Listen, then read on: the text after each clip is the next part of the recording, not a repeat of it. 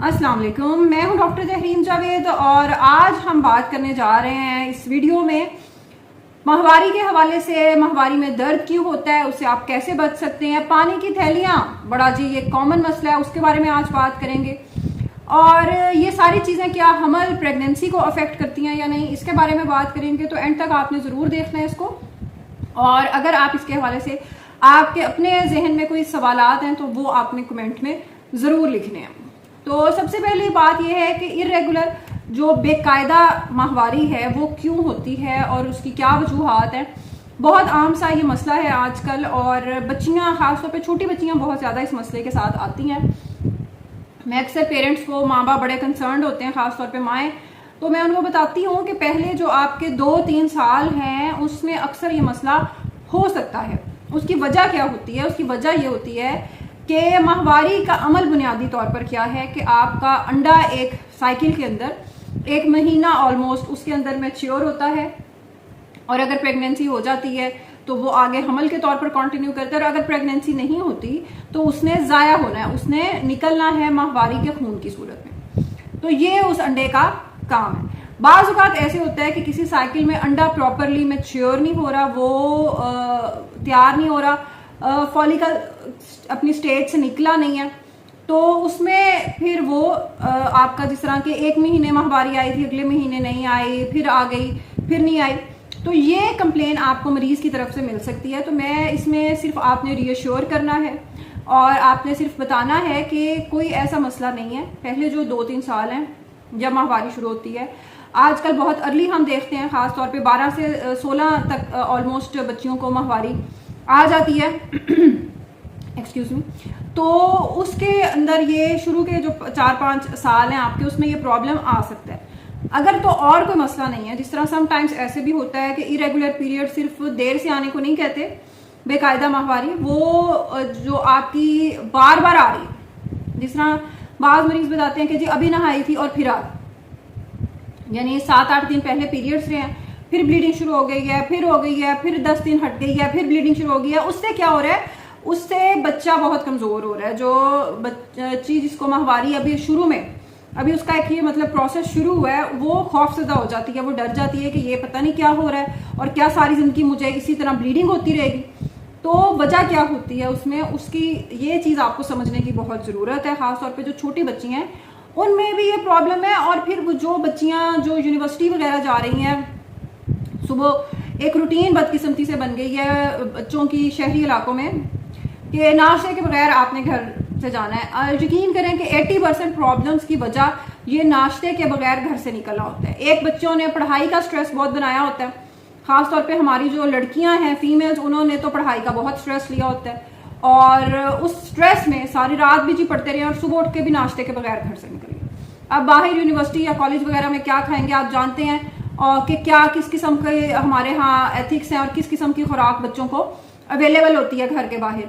तो कोई फ्राइज खाएंगे या कोई ऐसी चीज़ खाएंगे जो ऑलरेडी और रिच इन कार्बोहाइड्रेट है, फैट उसमें बहुत ज़्यादा है, और फ्राइड आइटम्स लेंगे, और ये सारी चीज़ें फिर अल्टीमेटली किस तरफ लेकर जाएंगी बच्ची को? पॉलीसिस्टिक ओवरीज की तरफ। अच्छा, अब पॉलीसिस्टिक ओवरीज बेसिकली क्या चीज़ है? बहुत लोग खौफजदा होते हैं कि जी पानी की थैलियां आ गई हैं अल्ट्रासाउंड की रिपोर्ट में, अब डॉक्टर साहबा क्या करें, इनको निकलवा दें? नहीं, बिल्कुल भी नहीं। आप अगर उनको निकलवाने की कोशिश करेंगे तो बच्चे की जो अंडादानी, जिसने सारी ज़िंदगी अभी अंडा बनाने का अमल शुरू किया है और उसने अंडे अभी बनाने हैं सारी ज़िंदगी, आप उसको ख़राब कर देंगे। उसको, हमारे यहाँ इतनी एक्सपर्टीज़ नहीं है सर्जरीज़ में, तो उसको नुकसान पहुँच सकता है। और उसकी ज़रूरत भी नहीं है ना इस सर्जरी की, उसकी ज़रूरत भी नहीं है। ज़रूरत किस चीज़ की है?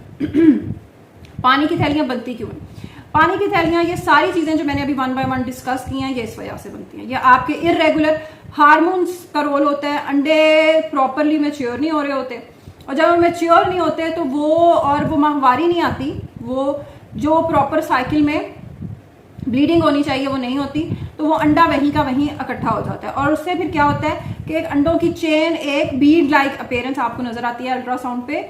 अंडे अंडे अंडे अंडे इकट्ठे होते हैं, जिनको हम पॉलीसिस्टिक ओवरीज कहते हैं, कि ओवरीज के अंदर मल्टीपल सिस्ट हैं, पॉलीसिस्टिक, मल्टीपल उसके अंदर सिस्ट बन चुकी हैं, जो अंडे माहवारी के जरिए जाया नहीं हो सके, वो वहां पे इकट्ठे हो गए। करना आपने क्या है, आपने बच्चे की रूटीन ठीक करनी है, उसकी आपने न्यूट्रिशन ठीक करनी है, आपने उसका स्ट्रेस लेवल चेक करना है, उसको उसके हार्मोन्स को प्रॉपर फंक्शन में लेकर आना है। और वो तभी होगा जब बच्चा टाइम पर उठेगा, नाश्ता एक प्रॉपर टाइम पे करेगा। एक बदकिस्मती से मैंने एक और भी इसमें जो माएँ हैं उनका एक कंसर्न होता, तो कंसर्न है लेकिन वो बच्चे को बहुत डैमेज कर देता है, नुकसान पहुंचा देता है। वो क्या प्रॉब्लम होता है कि अक्सर माएँ आती हैं, बच्ची उनकी साथ छोटी साथ होती है 13, 14, 15 साल की, और माएँ उसको साथ बैठा के जिस तरीके से मैंने अभी सारी बात की है कि जी डॉक्टर साहब ये नाश्ता नहीं करती, ये खाना नहीं खाती, ये इसको पिज़्ज़ा खाने का शौक है, इसको शवारमे खाने का शौक है, ये तो इसको दिल करता है मैं रोटी को घर के खाने को देखूँ ही ना। माँ कंसर्न है, उसकी बातें भी जायज़ हैं, क्योंकि अगर पॉलीसिस्टिक ये सारा इशू चलता रहा तो आगे बच्ची को माहवारी के अंदर, हमल के अंदर प्रॉब्लम्स आएंगी। लेकिन इस तरीके से डॉक्टर के सामने बैठाकर उसको अगर आप डिस्कस करेंगे तो बच्चे के अंदर जो हार्मोनल इम्बैलेंस है, जो ये सारे प्रॉब्लम्स कर रहा है, वो बढ़ जाएगा। बच्चे का स्ट्रेस लेवल मजीद बढ़ जाएगा, उसकी खाने से, जो घर के खाने से उसकी नफरत और बेजारी है वो मजीद बढ़ जाएगी। तो ये ना करें। डॉक्टर से आप रिपोर्ट्स वगैरह उसकी एब्सेंस में भी डिस्कस कर सकते हैं और इन सारी चीज़ों पे खुद भी वर्कअप कर सकते हैं। तो इस चीज़ को देखने की भी पेरेंट्स को बाज़-औक़ात जो फिजिकल प्रॉब्लम्स हैं वो अपनी जगह मौजूद हैं, लेकिन इसमें हमारे दिमाग का भी, हमारे हार्मोन्स का भी बहुत रोल है। तो पेरेंट्स को ये चीज़ देखने की भी ज़रूरत होती है। बच्ची के साथ शुरू के खास तौर पे जो माहवारी का टाइम होता है, बच्चियां बहुत परेशान होती हैं, खौफजदा होती हैं, उन्हें इमोशनल बॉन्डिंग की भी माँ के साथ बहुत ज़्यादा ज़रूरत होती है। और इस चीज़ को नॉर्मल लेने की, ये अक्सर घरों में कर दिया जाता है कि ओए होए होए बहुत जी जल्दी इसको तो पीरियड्स हो गए, बहुत जल्दी माहवारी आ गई। अब माहवारी का टाइम ज़्यादातर जल्दी ही होता है, तो उसको नॉर्मल कंसीडर करें और ना बच्ची को इतना स्ट्रेस लें, ना खुद इतना स्ट्रेस लें।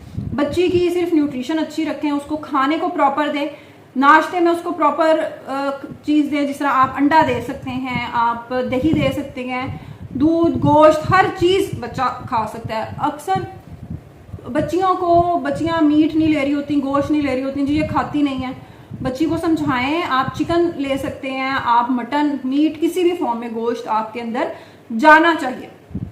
आपको प्रोटीन्स की ज़रूरत है, आपको आयरन की ज़रूरत है, तो ये चीज़ आपकी कवर होने की ज़रूरत है। बच्चे की न्यूट्रिशन को ठीक करने की आपको बहुत ज़्यादा ज़रूरत है। ज़्यादातर जो प्रॉब्लम्स होते हैं जो बच्चादानी के लेवल पे होते हैं, यूट्रस के लेवल पे, वो आप अल्ट्रासाउंड के ज़रिए स्कैन कर सकते हैं।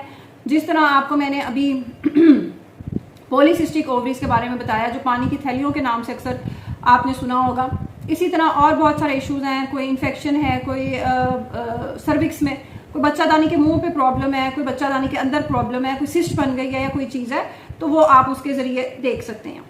एक ख़तरनाक रुझान जो बाज़ औक़ात माहवारी ठीक नहीं होती, हम असल मसले को ठीक करने की बजाय ख़वातीन क्या करती हैं, वो जाती हैं कहीं डॉक्टर के पास, डॉक्टर या जो भी कोई सियाना, गली मोहल्ले में सियाना या सियानी होती है, तो वो उनको दे देते हैं जो कॉन्ट्रासेप्टिव, जो हार्मोनल ये दवाइयाँ होती हैं, जो विथड्रॉल ब्लीडिंग जिसकी वजह से होती है कि जब आप मेडिसिन लेते हैं 4-5 दिन तो आपको ब्लीडिंग हो जाती है और सारे जी खुश जी कि जी वाह ब्लीडिंग हो गई है। ये एक आध बार तो प्रैक्टिस की जा सकती है, लेकिन फिर बदकिस्मती से क्या होता है कि मरीज़ ये कॉन्टिन्यूस कर लेता है, वो हर महीने यही काम शुरू कर लेता है। यानी कि 4-5 दिन की दवाई ली, पीरियड्स नहीं हो रहे थे, पीरियड्स हो गए, बहुत अच्छी बात। लेकिन इससे होता क्या है कि जो रूट कॉज है, जो असल मसला है, उसको हम ट्रीट नहीं कर रहे। ये माहवारी बेकायदा हो क्यों रही है और माहवारी टाइम पर आ क्यों नहीं रही, उसको हमने ठीक नहीं किया।